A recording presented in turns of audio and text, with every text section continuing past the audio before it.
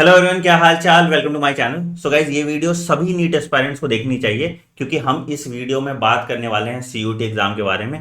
क्या होता है सीयूटी एग्जाम, क्यों मैं रेकमेंड कर रहा हूं नीट एस्पायरेंट्स को इस एग्जाम को देने के लिए, क्या एग्जाम पैटर्न है, कैसे आप इसकी तैयारी कर सकते हैं, क्या इसकी एलिजिबिलिटी क्राइटेरिया है और फाइनली आप इसका एप्लीकेशन फॉर्म कैसे भरने वाले हो। तो पूरा सीयूटी के बारे में इस वीडियो में आपको बता दिया जाएगा और यह भी बताया जाएगा कि आखिर मैं इतना रेकमेंड क्यों कर रहा हूं ये एग्जाम, आपको इससे किस किस कोर्सेज में एडमिशन मिलने वाला है। तो इस वीडियो को पूरा इन तक जरूर देखिएगा, फिर ही डिसाइड कीजिएगा कि आपको यह फॉर्म भरना चाहिए या नहीं भरना चाहिए। अगर आप इस चैनल पर नए हैं तो चैनल को जरूर से जरूर सब्सक्राइब कर दीजिए, बेल आइकन दबा दीजिए ताकि आप कोई नोटिफिकेशन मिस ना करें, क्योंकि हम इस चैनल पे सीयूईटी के लिए भी अलग से कोर्सेस लाने वाले हैं। ठीक है, तो सबसे पहली बात बेटा कि सीयूटी का एप्लीकेशन फॉर्म आपका आ गया है।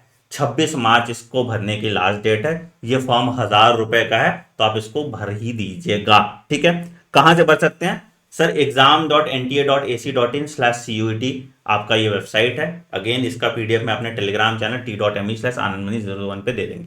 एग्जाम कब होने वाला है? एग्जाम आपका 15 मई से 31 मई के बीच में होने वाला है। तो डिपेंडिंग ऑन तुम क्या सब्जेक्ट चूज करते हो उसी से तुम्हारा एग्जाम होगा। एग्जाम का पैटर्न क्या है सर? ये हाइब्रिड मोड पे एग्जाम होगा, मतलब कि कुछ एग्जाम तुम्हारे हो सकते हैं ऑनलाइन हो जाए, कुछ एग्जाम हो सकता है पेन पेपर बेस्ड हो जाए, पेन पेपर बेस्ड जैसे ओएमआर फिलिंग होता है।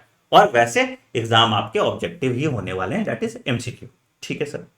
अच्छा, कैसा एग्जाम होता है, क्या क्या सब्जेक्ट्स आप ले सकते हैं, क्या मीडियम, इन सब की बात करें तो टोटल 61 सब्जेक्ट्स आपके लिए हैं। आपको 61 का देना नहीं है, मैं बताऊंगा अभी आपको क्या देते हैं, जिसमें 33 लैंग्वेज है, 27 डोमेन स्पेसिफिक है। डोमेन स्पेसिफिक जैसे physics, chemistry, biology, accountancy, maths.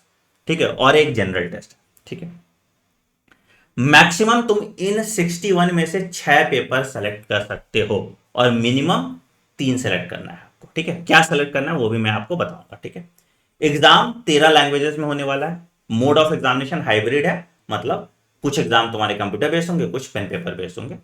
ठीक है, अच्छा, अब कैसे कैसे तुम्हें क्या करना है उसके बारे में मैं आपको बता देता हूं। ठीक है, तो बेसिकली बेटा देखो, मैंने क्या बोला, मिनिमम आपको 3 सब्जेक्ट चूज करने, मैक्सिमम आपको 6 सब्जेक्ट चूज करने।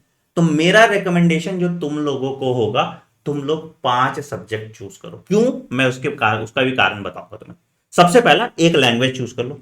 लैंग्वेज क्या है? अब तुमने 12th के एग्जाम में जो भी लैंग्वेज लिया हो, इंग्लिश लिया हो, हिंदी लिया हो, जो भी लैंग्वेज लिया हो, लैंग्वेज सेलेक्ट किया। ठीक है, उसमें से 50 क्वेश्चन में से आपको 40 क्वेश्चन अटेम्प्ट करने हैं और इसके लिए आपको मिलेंगे 45 मिनट। सिलेबस क्या होगा सर? क्लास 12th की एनसीईआरटी। ठीक है, तो आपने एक लैंग्वेज ले लिया। ठीक है, दूसरा एक जनरल टेस्ट ले लीजिए। जनरल टेस्ट में तुम्हारा एप्टीट्यूड वाला क्वेश्चन आता है, logic, reasoning, current affairs, GK, मतलब जो 10th वेंथ का बच्चा सॉल्व करता है ना, उस तरह के क्वेश्चन आते हैं। तो इसमें तुमको 60 में से 50 क्वेश्चन सॉल्व करने हैं और इसके लिए आपको मिलेंगे 60 मिनट। ठीक है, अब ये जनरल टेस्ट की तैयारी कहां से करें बेटा, तो उसके लिए मैं दुनिया भर के कोर्सेज आपको बता दूंगा, दुनिया भर की किताब बता दूंगा। बहुत किताब आती है सीयूटी की, 30-40 पेज की किताब होगी जिसको आप पढ़ के इसको क्लियर कर लेंगे। ठीक है, डोमेन टेस्ट की बात करें तो डोमेन टेस्ट में अगर तुमको सिर्फ एक ही सब्जेक्ट चूज करना है, तुम बायोलॉजी ले लो, तो बायोलॉजी में क्या है भैया, 50 क्वेश्चन है, उसमें से आपको 40 क्वेश्चन अटेम्प्ट करना है और इसमें जो सिलेबस आता है वो सिर्फ क्लास 12th का नए एनसीईआरटी के बेसिस पे होगा। तो तुम्हारा सोचो क्या ही सिलेबस रह गया। बोर्ड एग्जाम का जो सिलेबस है वही सीयूटी का सिलेबस हो जाता है। तो तुम्हारा ऑब्जेक्टिव क्वेश्चन क्लास 12 एनसीईआरटी से आ रहा है, नई वाली, मतलब एनटीए का सिलेबस की बात नहीं कर रहे हैं, नई एनसीईआरटी की बात कर रहे हैं। तो तुम्हारा प्रॉब्लम सॉल्व हो जा रहा है यहाँ पे, है ना। तो तुमको मैं रेकमेंड करूंगा कि तुमको फिजिक्स भी ले लो, केमिस्ट्री भी ले लो, बायोलॉजी भी ले लो, एक लैंग्वेज ले लो और एक जनरल टेस्ट ले लो। ये 5 सब्जेक्ट ले लो। ठीक है, इससे क्या हुआ, तुम्हारे ऑप्शंस खुल जाएंगे। जैसे बहुत ऐसा कॉलेज होगा कि जो फिजिक्स, केमिस्ट्री, बायो तीनों का स्कोर मांगता होगा। बहुत ऐसा यूनिवर्सिटी होगा जो जनरल टेस्ट भी मांगता होगा। तो इसीलिए एक लैंग्वेज आपको लेना ही चाहिए, एक जनरल टेस्ट आपको लेना ही चाहिए और उसके साथ आप 3 ये डोमेन ले लीजिए। तो तुम बहुत सारे कॉलेजेस के लिए, बहुत सारे कोर्सेज के लिए एलिजिबल होगा। तुमको हो सकता है फॉरेंसिक साइंस करना है, माइक्रोबायोलॉजी करना है, मैं अलग से क्या कोर्सेस आप ऑप्ट कर सकते हो उनके बारे में बात कर लूंगा, बट अभी मैं कह रहा हूं तुम ये 5 सब्जेक्ट्स चूज कर लो। ठीक है, फिजिक्स केमिस्ट्री के लिए तुमको 60 मिनट का टाइम मिलता है।